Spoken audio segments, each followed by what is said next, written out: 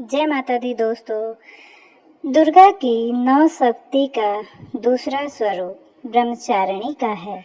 यहाँ ब्रह्मा का अर्थ तपस्या से है। माँ दुर्गा यह स्वरूप भक्तों और सिद्धों को अनंत फल देने वाला है। इनकी उपासना से तप, त्याग, वैराग्य, सदाचार और संयम की वृद्धि होती है। ब्रह्मचारिणी का अर्थ तप की चारिणी यानी तप का आचरण करने वाली देवी का यह रूप पूर्ण ज्योतिर्मय और अत्यंत भव्य है। इस देवी के दाएं हाथ में जप की माला है और बाएं हाथ में यह कमंडल धारण किए हैं। आइए सुनते हैं माँ ब्रह्मचारिणी माता की ये पावन कथा।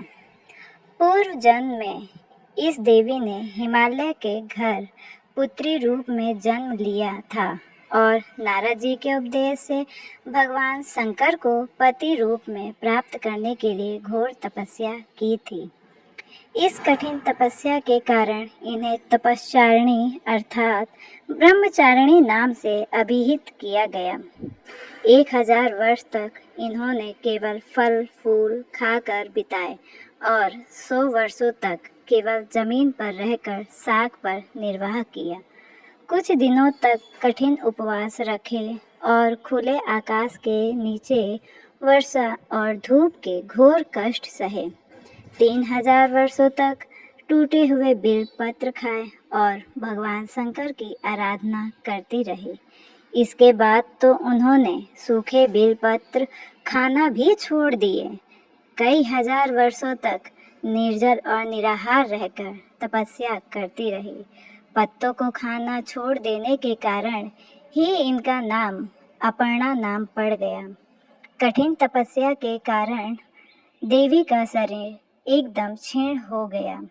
देवता, ऋषि, सिद्धगण, मुनि सभी ने ब्रह्मचारिणी की तपस्या को अभूतपूर्व पुण्य कृत्य बताया, सराहना की और कहा, हे देवी, आज तक किसी ने इस तरह की कठोर तपस्या नहीं की।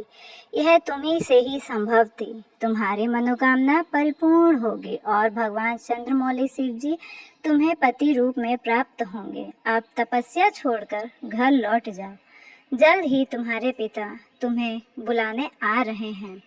इस देवी की कथा का सार यह है कि जीवन के कठिन संघर्षों में भी मन विचलित नहीं होना चाहिए। माँ ब्रह्मचारिणी की कृपा से सर्व सिद्धि प्राप्त होती है। दुर्गा पूजा के दूसरे दिन देवी के इसी रूप की उपासना की जाती है।